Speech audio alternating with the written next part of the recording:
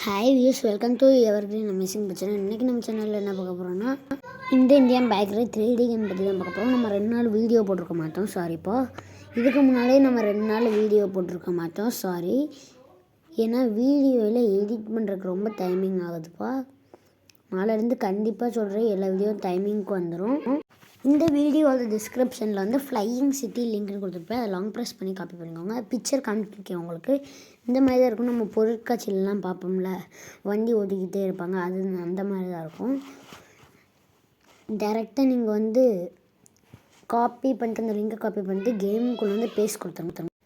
Base கொடுத்தது டேரெக்டாக game வந்து பேக் போய்ட்டு திரும்ப ப்ளே கொடுத்து உள்ளவங்க. நீங்கள் ப்ளே கொடுத்து உள்ளே வந்துட்டு வேறு எங்கேயும் போத்தவில்ல, உங்களையும் அந்த சிட்டிக்குள்ளே கூப்பிட்டு போயிடும்.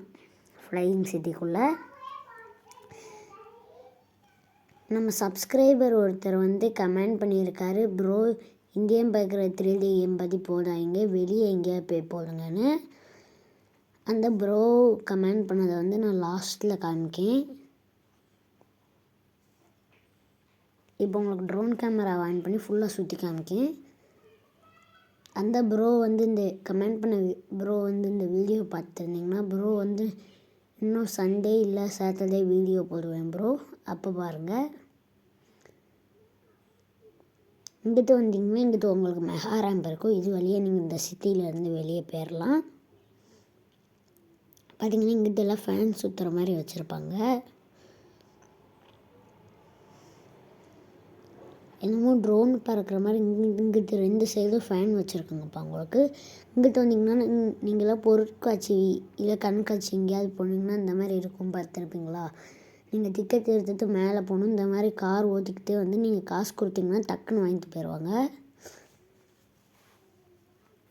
அது நம்ம கேமில் கொண்டு வந்திருக்காங்க இந்த இதை. இங்கிட்டு 2 பைக்கை நிற்கும்.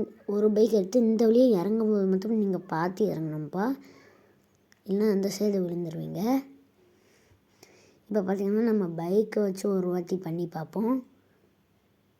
இந்த கண்காட்சியிலலாம் பண்ணுற மாதிரி பார்த்திங்கனாலே உங்களுக்கு தெரியும். பார்த்திங்கனாலே இதை உருவாக்குறதுலாம் ரொம்ப கஷ்டம்ப்பா. ஆர்ஜிஎஸ் டூலில் வரும்ல, அதை வச்சு தான் உருவாக்கியிருக்காங்க. இந்த சைடு வந்து உங்களால் சுற்ற முடியாது, ஏன்னா அந்த வழியாக தான் நம்ம வருவோம். இப்போ தலைகீழ சுற்றுதான்னு பார்க்கலாம். கொஞ்சோண்டி மட்டும் சுற்றிட்டு அப்படியே இறங்கிருச்சுப்பா இது. நீங்கள் கவாசிக்கு நிஞ்சா H2R எடுத்துகிட்டு நேராக வந்தீங்கன்னா ஸ்பீடாக வந்து அது வரும். இப்போ வந்து நம்ம தார் வச்சு ட்ரை பண்ணி பார்க்கலாம். அந்த இருக்க தார்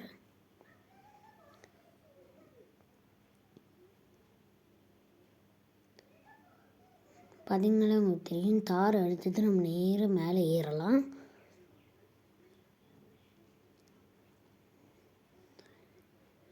இப்போ பார்த்திங்கன்னா உங்களுக்கு தெரியும் எவ்வளோ வேகமாக ஏறுது. இந்த சைடு மட்டும் ஏறவே முடியாதுப்பா. இங்கிட்டு வந்து இது வச்சுருக்காங்க, அங்கிட்டிருந்து வர பாதை, அதனால் இந்த பக்கம் மட்டும் ஏறவே முடியாது.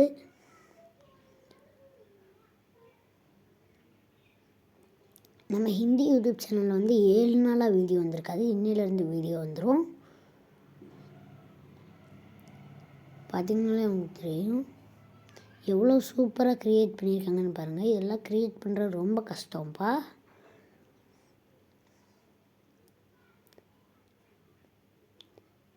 இந்த ரேம்ப் வந்து உங்களுக்கு பிடிச்சிருந்ததுன்னா ரெட் கலர் ஹார்ட்டின்னு வந்து கமெண்ட் பண்ணுங்கள், கமெண்டில் போடுங்க. நெக்ஸ்ட்டு நம்ம ஹேமர் காரை வச்சு ட்ரை பண்ணி பார்க்கலாம்.